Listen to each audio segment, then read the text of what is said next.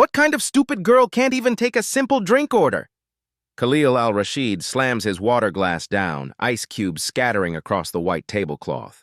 His voice booms through Meridian Restaurant's refined atmosphere, turning heads at nearby tables. Amara Williams stands perfectly still, water pitcher steady in her grip despite the public humiliation. Around them, Chicago's power elite pretend not to stare while secretly recording with their phones.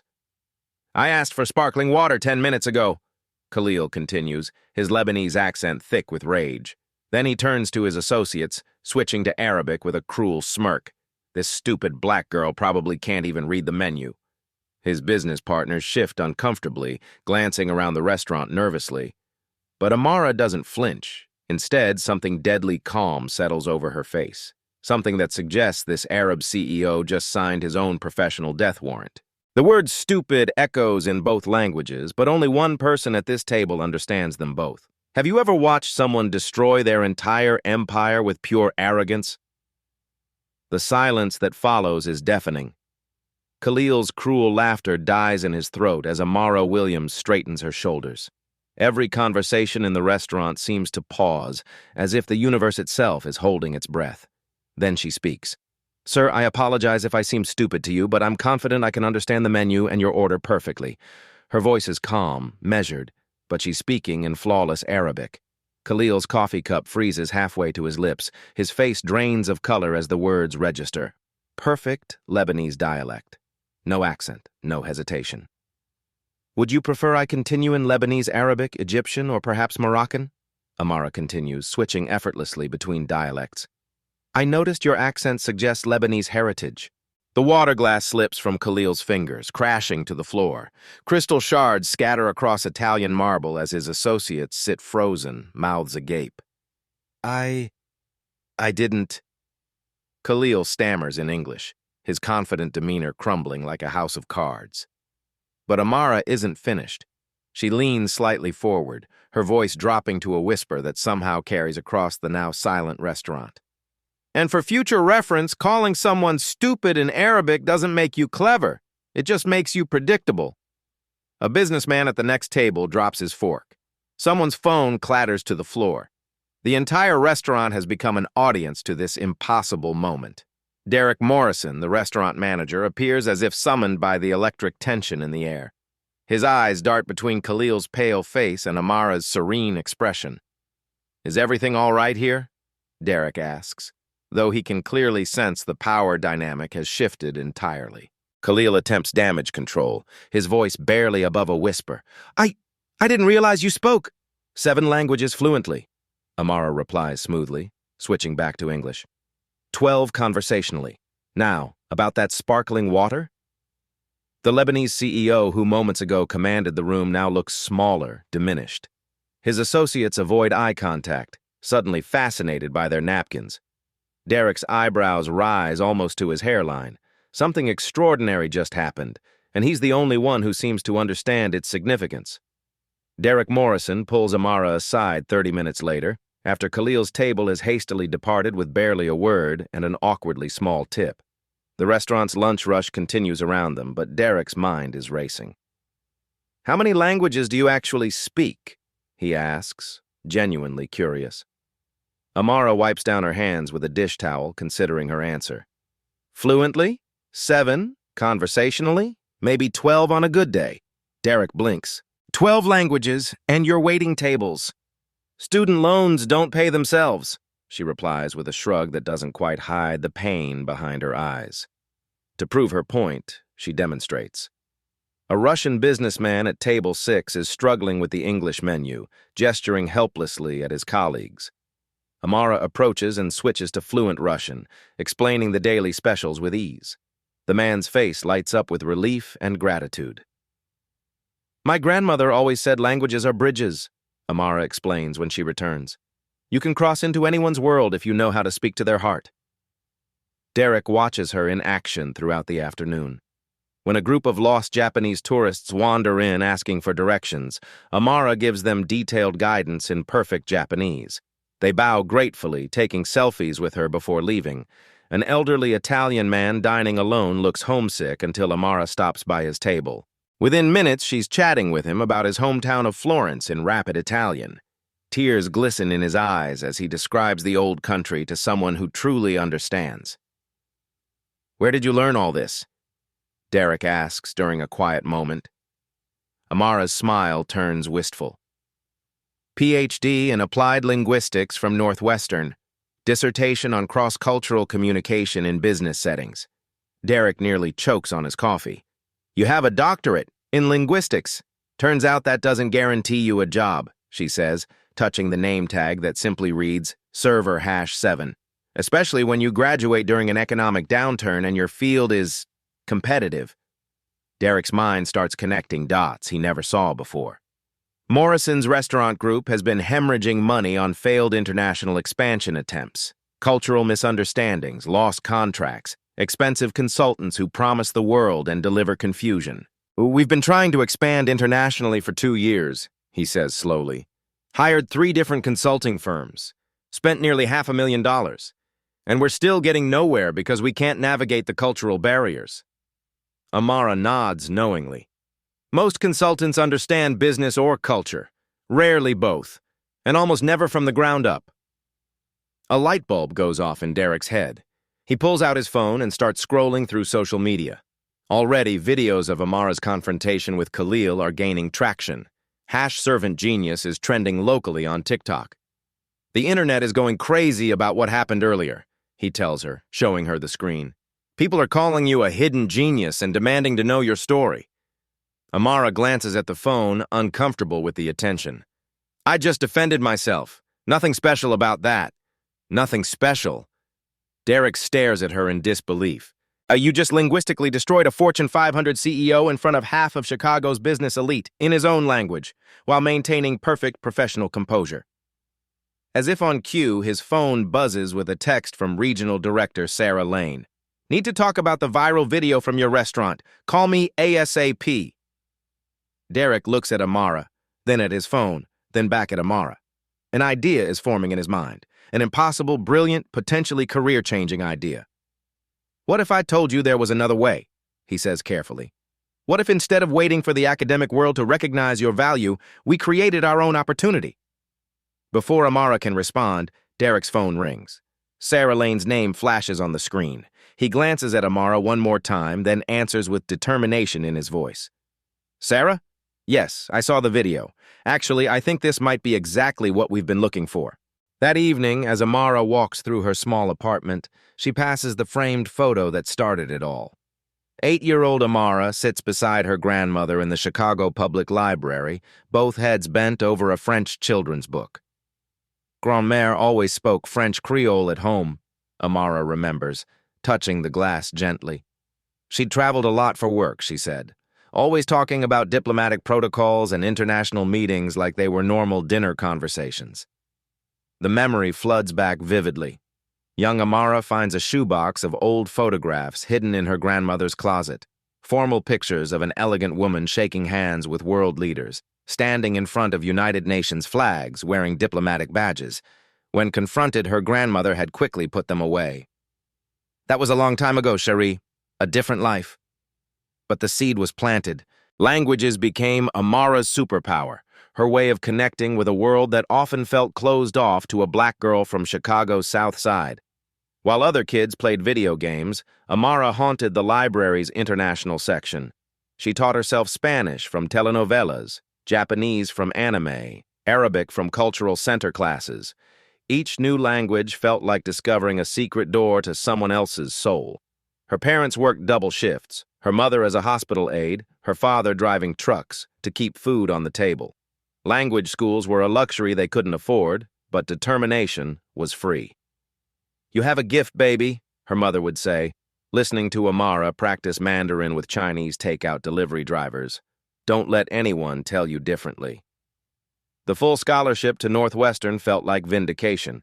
Finally, academic validation for what she'd always known was special. She threw herself into her PhD program, writing her dissertation on cross-cultural communication in international business. But graduation coincided with economic collapse. Academic positions disappeared. University hiring froze. The girl who could speak to anyone found herself invisible to the very institutions that should have valued her gifts. Student loan payments started immediately. Pride kept her from asking family for help. They'd sacrificed enough already. So she took the only job she could find quickly, waiting tables at Meridian, serving people who would never suspect the intellectual powerhouse refilling their water glasses. Her diplomas sit hidden in her bedroom closet, next to language textbooks she still studies religiously. Every customer interaction becomes practice, every shift a masterclass in human connection. 3 days later, Derek arranges an emergency meeting in Morrison's corporate conference room. Regional Director Sarah Lane sits across from Khalil al-Rashid, who has reluctantly returned with 2 business partners. The tension is palpable. Morrison's restaurant group lost a $12 million contract with your consortium 6 months ago, Sarah begins diplomatically. Cultural miscommunications, we were told. Khalil shifts uncomfortably in his leather chair. His partners exchange glances, clearly remembering the viral video that's now reached 500,000 views across social platforms. Perhaps we can discuss moving forward, Khalil says carefully, his earlier arrogance replaced by cautious professionalism. Derek takes a deep breath.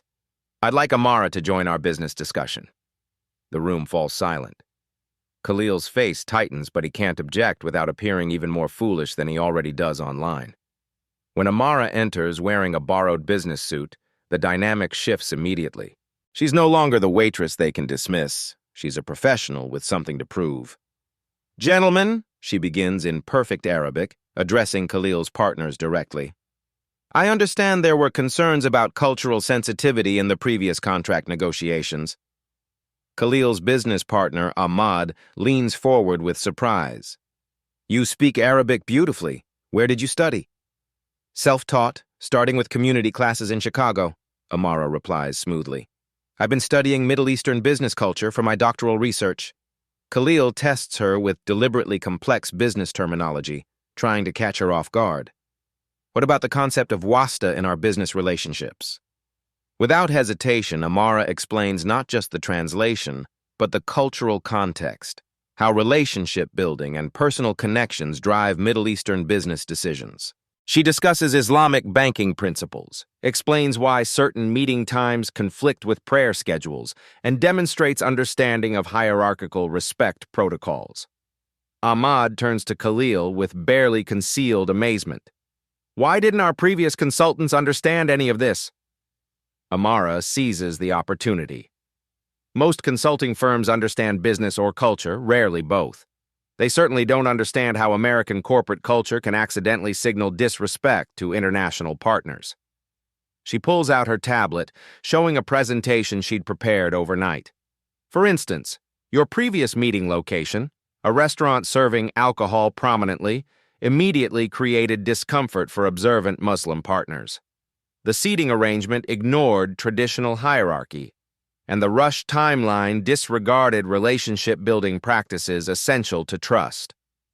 Sarah Lane watches in fascination as Amara identifies every mistake from their failed negotiation. Problems that cost hundreds of thousands of dollars solved with simple cultural awareness. The solution isn't just translation, Amara continues.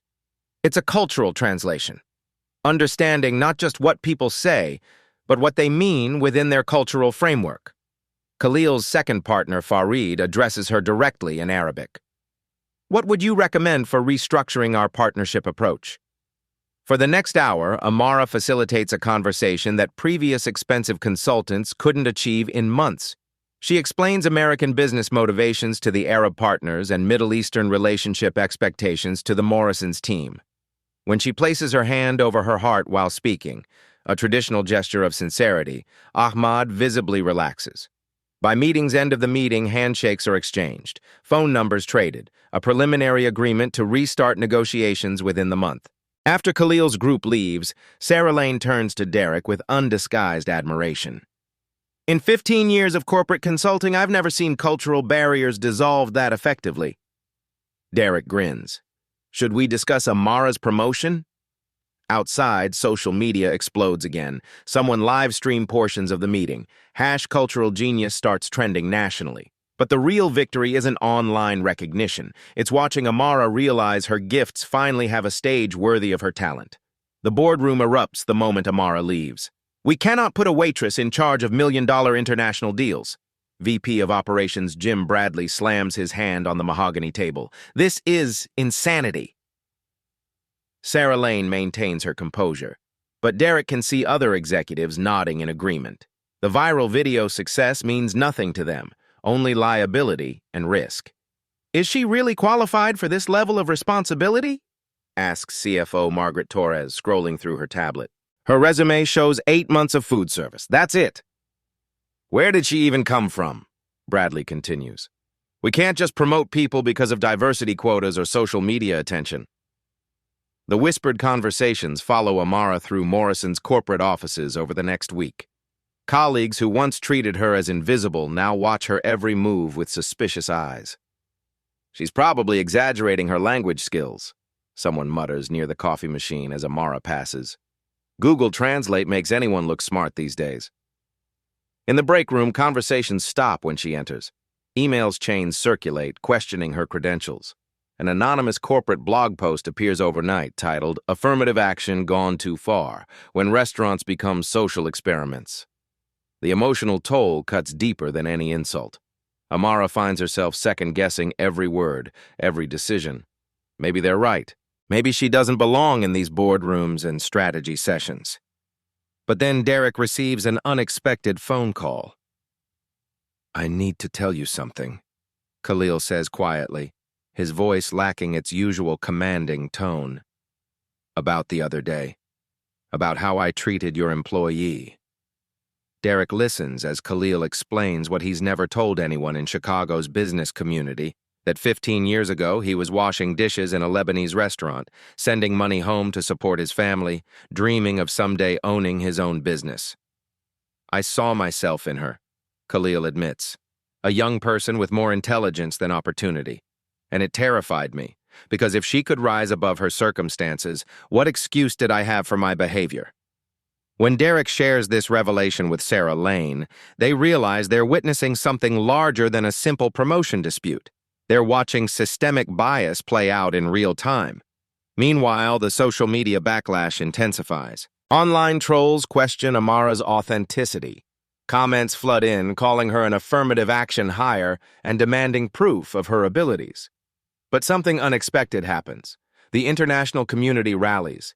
Videos pour in from Arabic speakers, linguists, and cultural experts defending her skills. #Stand with Amara begins trending globally. Sarah Lane calls an emergency board meeting. "We have 2 choices," she announces to the room full of skeptical executives. "We can continue doing business the way we always have, hiring expensive consultants who deliver mediocre results, or we can recognize exceptional talent regardless of where we found it." The room buzzes with uncomfortable energy. These are people who built careers on credentials and connections, not raw ability. "Give her 60 days, Sarah continues. "Judge her by results, not assumptions. If she fails, I'll take full responsibility," Derek adds quietly. "And if she succeeds, we'll have revolutionized how this company approaches international business." Jim Bradley leans back in his chair, clearly frustrated. This sets a dangerous precedent. What's next? Promoting the janitor to head of security because he watches the building carefully? "If the janitor has skills we need and we've been too blind to see them," Sarah replies firmly, "then yes, that's exactly what we should do. The vote isn't unanimous, but it passes. Amara will get her chance." Outside the boardroom, Derek's phone buzzes with a text from Amara. Ready to prove them wrong, all of them. 2 weeks later, Amara faces her first real test. A Korean restaurant chain wants to expand into the Middle East. Exactly the type of complex cultural negotiation that has cost Morrison's millions in failed deals. The morning of the meeting, Amara's grandmother calls with unexpected encouragement. "This reminds me of my UN days," she says casually. "Dealing with stubborn diplomats who thought they knew everything about cultural protocol." Amara pauses, phone in hand. "What are your days?" "Oh, Cherie, that was a long time ago." Her grandmother deflects quickly. You'll do wonderfully today. Trust your instincts. The meeting begins with introductions in Morrison's main conference room. CEO Park Min-jun leads the Korean delegation, while Ahmad represents the Middle Eastern Investment Group. Both sides eye each other warily across the polished table. Then Amara surprises everyone by greeting the Korean team in fluent Korean, a language she'd taught herself during graduate school through K-dramas and language exchange programs. "We're honored by your interest in Middle Eastern markets," she tells them in Korean, then seamlessly switches to Arabic for Ahmad's group. "And we understand the cultural sensitivities required for successful expansion." The live stream of the meeting, now standard for Morrison's international negotiations, shows 500,000 viewers watching in real time as Amara facilitates triple translation, Korean to English to Arabic and back again. But then she spots the cultural landmine that could destroy everything. "Mr. Park," she says carefully in Korean, "I noticed your proposed menu includes several pork-based dishes. In Islamic dietary law, pork is forbidden. This could immediately alienate your target market." Park's face goes white. Their previous consultants had missed this entirely. Months of market research wasted because no one understood halal requirements. "What do you suggest?" Ahmad asks, genuinely curious rather than offended. Amara transforms the potential crisis into opportunity. Korean cuisine has incredible vegetarian and seafood traditions. Bulgogi can be made with lamb. Kimchi is naturally halal. You're not losing authenticity, you're adapting thoughtfully. She facilitates a cultural exchange session that turns into something magical. The Korean team learns about Islamic business practices and dietary laws. Ahmad's group discovers Korean concepts of respect and hierarchy that mirror their own cultural values.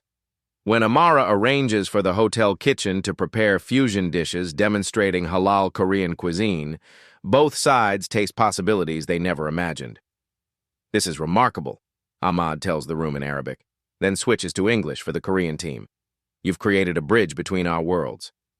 The deal closes in 3 hours, half the time anyone expected. Both sides feel respected, understood, and excited about partnership. As news of the $2.3 million contract spreads, Derek's phone explodes with requests. Other companies want Morrison's cultural consultant. The #cultural fusion hashtag trends worldwide. That evening, Khalil calls Derek personally. "I owe you an apology," he says. "And I owe her more than that. She didn't just speak my language, she helped me understand that true leadership means recognizing greatness wherever it appears." Amara buys her first business suit that weekend, using money from her new Director of International Relations salary. In her apartment, she frames her first business card next to her PhD diploma, symbols of dreams finally aligning with reality. The promotion announcement live stream reaches 2 million viewers globally. Comments pour in from multilingual professionals sharing their own stories of hidden talents and overlooked abilities. But the real victory isn't the viral success or the salary increase. It's watching Amara realize she's not just translating languages, she's building bridges between worlds that desperately need connection. Her colleagues who initially resisted now seek her expertise. People stand when she enters meetings. Her opinion becomes valued, sought after, essential. The company-wide meeting fills Morrison's largest conference room to capacity. Regional Director Sarah Lane stands at the podium, with the live stream counter showing 1.2 million viewers across business networks worldwide. "In 15 years of corporate consulting," Sarah begins, her voice carrying the weight of absolute conviction, "I have never seen someone create this kind of transformational impact in just 90 days. She clicks on Amara's impact presentation. The numbers tell an impossible story. $8.2 million in new international contracts, 40% improvement in cross-cultural satisfaction scores, 3 new market expansions approved, over 50 million positive social media impressions. CEO Margaret Foster takes the microphone next. At 62, she's seen every business trend come and go. Her endorsement carries gravitas that money can't buy. "Amara Williams has shown us what we've been missing," Margaret announces to the global audience. "Not just linguistic ability, but cultural intelligence that transforms how we do business internationally." The symbolic moment arrives when Margaret extends a formal invitation. "Amara, please join our executive leadership team as Director of Global Cultural Strategy." The live stream chat explodes with congratulations and job offers from Fortune 500 companies. Harvard Business School announces they're creating a case study. The Chicago Business Journal runs a cover story, From Server to Savior, How One Woman Revolutionized International Business. But the most meaningful recognition comes from an unexpected source.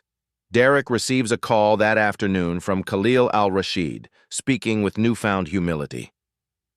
"I have a confession," Khalil says quietly, "something I've never told Chicago's business community." He explains his past, 5 years washing dishes in a Lebanese restaurant, sending money home, learning English from customers who barely noticed him. Building his empire from nothing, always terrified someone would discover his humble beginnings. "When I saw Amara," Khalil continues, his voice thick with emotion, "I saw my younger self, someone with more talent than opportunity. And instead of celebrating that, I tried to diminish it because it reminded me of my own insecurities." The revelation transforms their understanding of that first confrontation. Khalil's cruelty wasn't just prejudice, it was projection, fear, a successful man terrified of being reminded where he came from. "I want to make this right," Khalil tells Derek, publicly. At the International Business Consortium meeting 2 days later, Khalil addresses a room of 300 executives with Amara present. "I learned more about leadership from Amara's response to my ignorance than from years of business school," he announces. "She taught me that true strength means recognizing greatness wherever it appears, especially when it makes us uncomfortable." He requests Amara specifically for his next venture, a $15 million Middle Eastern expansion project. His gesture sends ripples through Chicago's business community. Meanwhile, Northwestern University calls with an offer that makes Amara's eyes well with tears, an adjunct professorship in applied business linguistics, teaching while maintaining her corporate role. The perfect fusion of academic dreams and real-world impact. The ripple effects accelerate. Other Morrison's locations request cultural consultants. Amara creates training programs for staff worldwide. The company implements a cultural sensitivity initiative that becomes an industry standard. But perhaps the most powerful endorsement comes from Ahmad, Khalil's business partner, who tells the consortium, "She doesn't just translate words, she translates hearts. That's the future of international business." That weekend, Amara's grandmother arrives at her new corporate office carrying an old diplomatic briefcase, worn leather with brass corners that have seen decades of international meetings. "It's time you knew the truth, Cherie," her grandmother says, setting the briefcase on Amara's desk with ceremonial care. The photographs spill out like secrets finally freed. A younger version of her grandmother shaking hands with UN Secretary Generals, standing beside world leaders, wearing diplomatic credentials from Haiti's cultural mission. "I was Haiti's UN cultural ambassador for 15 years, her grandmother reveals, her voice carrying the weight of hidden history. "Diplomatic language work runs in our blood." Amara stares at the images, pieces of her childhood suddenly clicking into place. The mysterious formal letters, the casual mentions of international protocols, the way her grandmother always seemed to understand cultural nuances that others missed. "Why did you hide this?" Amara asks, tears threatening. "Political dangers, baby. I wanted to protect our family from old enemies. But watching you these past weeks," she touches Amara's face gently, "I see my younger self in you, except you're braver than I ever was."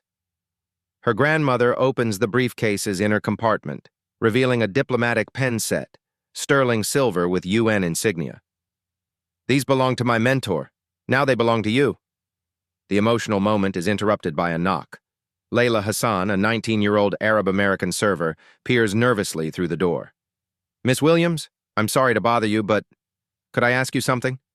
Layla explains her struggle with confidence, facing the same dismissive looks and cultural assumptions Amara once endured. "They treat me like I'm invisible, like I don't understand anything beyond taking orders." Amara sees herself in Layla's uncertainty, the same brilliant mind trapped behind others' limited expectations. "Intelligence and worth aren't defined by job titles," Amara tells her, pulling out a business Arabic textbook. "This is yours now. Start with Chapter 3, Business Communication Basics." That evening, Amara organizes an impromptu cultural night at the restaurant, Word spreads through social media, and families from 12 different backgrounds arrive to share food, stories, and languages. An elderly Lebanese grandfather, dining with 3 generations of his family, approaches Amara with tears in his eyes. "You speak like my daughter would have," he says in Arabic, holding her hands. "She passed last year. Hearing our dialect so beautifully, it brings her back to me." The moment accidentally streams live when someone forgets to turn off their phone. The video, an intimate connection between cultures bridged by language, reaches 3 million views overnight. As Amara locks up that night, she realizes her gift was never really about languages. It was about seeing the humanity in everyone, regardless of how society had labeled them. The International Business Summit transformed Chicago's downtown into a diplomatic battlefield. 12 countries, 200-plus executives, and billions in trade agreements hang in the balance. Morrison's restaurant group has been selected to cater and facilitate, their reputation now tied to Amara's success. The stakes couldn't be higher. Previous summits failed spectacularly due to cultural misunderstandings. This time, with 10 million viewers watching the live stream globally, failure means international humiliation. Amara stands in the main ballroom at 6 a.m., reviewing seating charts with her grandmother beside her, officially listed as Cultural Protocol Advisor. The diplomatic briefcase sits open on the registration table, its contents now part of Amara's professional arsenal. "Remember, Cherie," her grandmother whispers, "every conflict is just miscommunication waiting to be solved." Day 1 nearly implodes before lunch. The Japanese delegation, led by CEO Tanaka, sits rigidly at their assigned table, clearly offended. Amara recognizes the problem immediately. Traditional hierarchy protocols have been violated.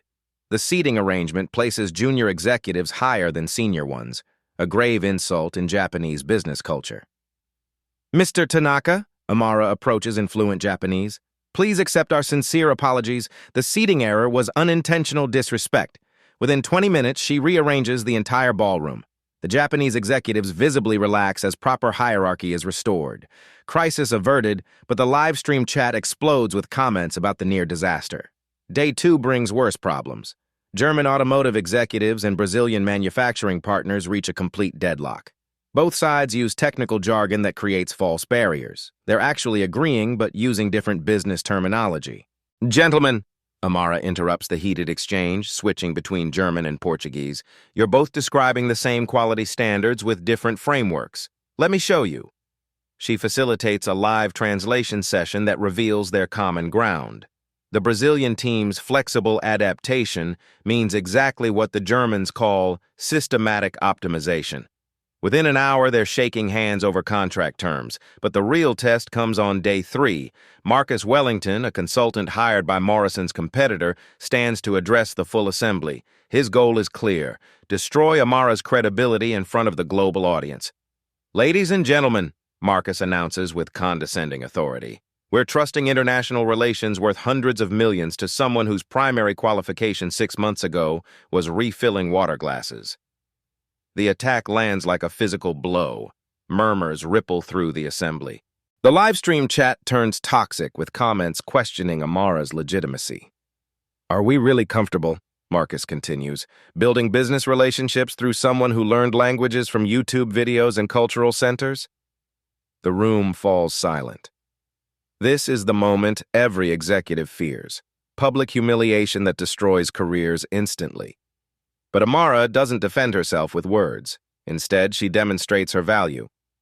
Walking to the center of the ballroom, she addresses each delegation in their native language, speaking to their specific cultural business values with precision that takes years to develop. To the Arabic speakers, true business success comes from building relationships based on honor and mutual respect, not just profit margins. To the Japanese delegation, long-term thinking and meticulous attention to detail create partnerships that transcend generations. To the Germans, precision and efficiency aren't just business practices, they're expressions of respect for everyone's time and resources. To the Brazilians, warmth and personal connection make contracts more than legal documents. They make them family bonds. Each statement lands perfectly within a cultural context. The live stream audience watches 15 million people witness mastery in real time. Then the crisis that could end everything erupts. Historical tensions between the Middle Eastern and European delegations explode into open conflict. Religious differences, economic competition, and political mistrust create a perfect storm of miscommunication. This is exactly why East-West partnerships fail, the German representative declares in frustration. Perhaps if European businesses understood basic respect protocols, Ahmad responded sharply in Arabic. Delegates start gathering their materials to leave. Hundreds of millions in potential partnerships dissolve before Amara's eyes. The global audience watches democracy and capitalism seemingly fail in real time. Khalil suddenly stands, addressing the entire assembly. 15 years ago, I was washing dishes in a Lebanese restaurant, he announces, his voice carrying across the silent ballroom. I learned English from customers who barely noticed I existed. I built my business from nothing, always terrified someone would discover my humble beginnings. The confession shocks everyone, including his own business partners. When I first met Amara, Khalil continues, I saw my younger self, someone with more intelligence than opportunity, and instead of celebrating that, I tried to diminish it because it reminded me of my own insecurities. He turns directly to Amara. This woman taught me more about leadership than any business school. She showed me that true strength means recognizing greatness wherever it appears, especially when it makes us uncomfortable. The emotional moment breaks down barriers, but the fundamental conflict remains. Amara steps forward using her grandmother's diplomatic training. Every person in this room, she begins quietly, has felt misunderstood, has had their worth questioned, has been dismissed because of someone else's assumptions. She shares her personal story, the brilliant mind hidden behind a server's uniform, the PhD graduate paying off loans by waiting tables, the linguistic genius invisible to those who never bothered to look. We're not here to conduct business transactions, she continues, voice growing stronger. We're here to build bridges between worlds that desperately need each other. She facilitates a revolutionary approach. Each delegation shares their cultural values, their fears, their hopes for partnership. The business summit becomes a human connection session. The breakthrough comes when Amara proposes contract structures that honor every culture's approach. German precision, Japanese hierarchy, Middle Eastern relationship building, Brazilian warmth, American innovation. The signing ceremony incorporates traditions from all cultures. When delegates vote, the suspense builds across global live streams. One by one, each country signs. The ballroom erupts in standing ovation. 200-plus international executives recognize they've witnessed something unprecedented, cultural diplomacy solving problems that politics couldn't touch. The live stream reaches 20 million concurrent viewers. #cultural diplomacy trends worldwide with 100 million interactions. But for Amara, watching Khalil approach with tears in his eyes, the real victory is seeing how far they've all traveled from that first moment of cruelty to this moment of redemption. The viral explosion begins within hours. Summit clips reach 100 million views across platforms overnight. #Hidden Talents becomes more than a hashtag. It transforms into a global movement as people worldwide share stories of overlooked potential and dismissed dreams.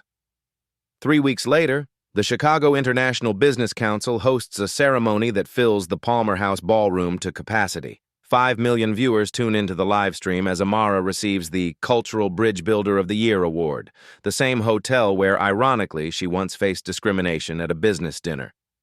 6 months ago, Amara begins her acceptance speech. Many of you wouldn't have noticed me in a room. Today, you're listening to me lead one. Her grandmother sits in the front row, diplomatic medals proudly displayed on her chest for the first time in decades. The sight of 3 generations of diplomatic women, past, present, and future, moves the audience to sustained applause. The recognition cascade proves unstoppable. CNN International features her story. Forbes names her to their 30 under 30 inches list. Harvard Business Review publishes her research on cultural intelligence. The World Economic Forum extends a speaking invitation, but the systemic changes matter more than personal accolades. Morrison's restaurant group becomes the gold standard for inclusive hiring practices. The company's new policy requires cultural competency training for all managers. International revenue increases 300% within 6 months. Other restaurant chains scramble to replicate their success. The Hidden Talents Initiative Scholarship Fund reaches global scale, supporting multilingual education in 30 countries. Amara's mentorship program helps 5,000 service workers transition to professional roles worldwide. Khalil's transformation becomes equally remarkable. He establishes a Second Chances program for immigrant entrepreneurs, publicly sharing his dishwasher story at business schools. His company adopts Morrison's inclusive hiring model, becoming the first Middle Eastern corporation to implement systematic bias training. I spent years trying to forget where I came from, Khalil tells a Stanford Business School audience via live stream. Amara taught me that our origins are our strength, not our shame. The personal moment Amara treasures most happens on a quiet Tuesday evening. She returns to the original restaurant, now renamed the Cultural Bridge Cafe, and requests table 12, the same table where everything began. The young server approaches nervously. It's Layla, now promoted to assistant manager, wearing a name tag that reads Layla Hassan, Cultural Liaison Trainee. Miss Williams, Layla says in perfect Arabic, then switches to English. Your usual table is ready. They sit together, mentor and mentee, at the table that once witnessed humiliation but now symbolizes transformation. Amara's original name tag, Server-7, sits framed on the wall beside her Harvard Business Review cover story. The media attention reaches international proportions. BBC produces a documentary, Netflix acquires rights to her story, publishers compete for her memoir deal. TED Talks extends multiple speaking invitations. But perhaps the most powerful symbol comes when the Smithsonian requests her original name tag for their American Innovation exhibit. Server-7 will represent how hidden potential, once recognized, can change entire industries. The ripple effects continue expanding. The UN invites Amara as a cultural consultant for international trade negotiations. The State Department adds cultural intelligence to diplomatic training curricula. Business schools worldwide make her case study mandatory reading. Chicago's mayor declares an annual Hidden Talents Day, encouraging employers to look beyond job titles when identifying potential. The initiative spreads to other cities, then entire states. The International Cultural Center opens in downtown Chicago with Amara's name on the dedication plaque. The building becomes a gathering place for cultural exchange, language learning, and cross-cultural business training. On opening night, her grandmother cuts the ribbon using diplomatic ceremony protocols. My granddaughter continues the work I started, she announces proudly, but she's building bridges I never imagined possible. The symbolic objects tell the complete story. Her grandmother's diplomatic pen set sits on Amara's desk, used to sign international contracts. The original Server-7 name tag hangs beside her PhD diploma and business cards printed in 7 languages. Each represents a different chapter of the same journey, from invisible to indispensable. The global business community takes notice. Fortune 500 companies implement Amara protocols, systematic approaches to identifying hidden talent in unexpected places. The methodology becomes standard practice for inclusive hiring. Her Northwestern professorship becomes a joint appointment with the business school. Students from around the world enroll in her Cultural Intelligence in Global Business course. The waiting list stretches to 500 names. But the moment that brings Amara to tears happens during a quiet family dinner. Her grandmother opens an old photo album, pointing to a picture of herself at the UN decades earlier. I always dreamed someone would continue this work, her grandmother says softly. I just never imagined it would be so much more beautiful than anything I accomplished. The economic impact reaches staggering proportions. Companies using Amara's cultural intelligence methods report billion-dollar increases in international revenue. The hidden talents approach to hiring creates an estimated 50,000 new professional opportunities for service workers globally. The transformation of American business culture becomes undeniable. Cultural competency evolves from nice to have to absolutely essential. International partnerships thrive when built on genuine understanding rather than surface-level politeness. Late one evening, Amara stands in her office looking at the city lights below. Her reflection in the window shows a woman who has traveled impossibly far from that humiliating moment 6 months ago. On her desk, Khalil's latest text message glows. Thank you for showing me that greatness isn't about where you start, It's about how you choose to lift others along the way. The full circle closes when Morrison's announces their next initiative, a global training program teaching the Amara method of cultural business intelligence. Companies in 40 countries sign up immediately. But perhaps the most meaningful recognition comes in an email from a young server in Mumbai. I watched your story and decided to share my engineering degree with my manager. Today, I got promoted to technical consulting. Thank you for showing us that being underestimated isn't our limitation, it's their loss. 1 year later, Amara walks through the Cultural Bridge Cafe with her grandmother, both women carrying themselves with the quiet dignity of those who have changed the world. The restaurant buzzes with conversations in dozens of languages, a living testament to what happens when barriers fall. Look around, chérie, her grandmother says, gesturing to the diverse crowd of business leaders, students, and families sharing tables. This is what real success looks like, not money or fame, but human connection. The transformation extends far beyond one restaurant. The Hidden Talents Initiative has reached 50 countries, creating pathways for 50,000 people to move from service roles to professional careers. Cultural competency is now standard curriculum in business schools worldwide. International revenue attributed to inclusive practices exceeds $1 billion annually. But the deepest change is philosophical. Companies actively seek diverse linguistic skills. Managers look beyond job titles when identifying talent. The question, what hidden abilities might this person have, becomes standard in hiring discussions. Amara's monthly mentorship meetings now happen virtually, connecting young multilingual workers across continents. Success stories pour in daily. A Somali taxi driver becomes a logistics coordinator. A Vietnamese restaurant worker transitions to international supply chain management. A Mexican hotel housekeeper discovers her facility management genius. The personal growth completes her transformation. Amara no longer needs external validation to know her worth. The frightened server who once hid her PhD has become a confident leader who elevates others without diminishing herself. The relationship healing with Khalil represents perhaps the most profound change. Their friendship, built on mutual respect and shared understanding of hidden struggles, challenges every assumption about redemption and forgiveness.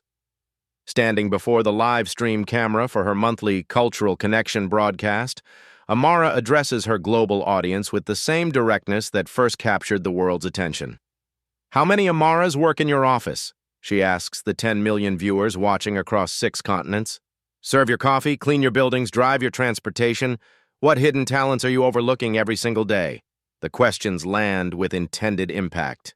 Comments flood in from CEOs, managers, and business owners sharing discoveries of unexpected expertise in their own organizations. The next time someone serves you, Amara continues, remember, you might be looking at a genius in disguise. Your job isn't just to receive their service, it's to see their potential. She outlines practical steps. Notice the invisible people in daily interactions. Look beyond job titles when identifying talent. Support policies that create pathways for advancement. Fund the Hidden Talents Scholarship Program at hiddentalentsinitiative.org. But most importantly, she emphasizes, remember that every interaction is an opportunity to recognize greatness. The final callback brings everything full circle. Her original name tag now sits in the Smithsonian, representing transformation through recognition. Next to it, a placard reads, From Server #7 to the Global Cultural Ambassador. When we see people fully, we change the world. Amara looks directly into the camera, her voice carrying the weight of conviction built through struggle and triumph. I'm asking you to do 3 things right now. First, think about someone in your life who's been underestimated. Text them. Tell them you see their potential. Do it now. Don't wait. She pauses, letting the weight of the request settle. Second, if this story moved you, share it with someone who needs to hear it. Tag a business owner, a manager, someone with hiring power. Use the words, see the potential. Let's make this message impossible to ignore. The final request carries generational significance. Third, support the Hidden Talents Initiative. Visit the link in the description. Whether it's $5 or $5,000, you're not just donating. You're investing in the next Amara who's currently invisible, waiting for someone to believe in their brilliance. The closing line becomes a rallying cry. Potential doesn't speak louder than prejudice until someone chooses to listen. Asterisk. Like if this story inspired you to look closer at the people around you, asterisk. Comment with a time when someone underestimated you. Let's fill this space with triumph stories, asterisk, share, and tag someone who sees hidden potential in others, asterisk. Subscribe for more stories of ordinary people doing extraordinary things when someone finally notices their gifts. The lingering resonance echoes long after the video ends. What if the person who could change your business is already working for you? And in living rooms, offices, and coffee shops around the world, millions of people pause to truly see the servers, clerks, and cleaners for the first time, wondering what genius they've been overlooking.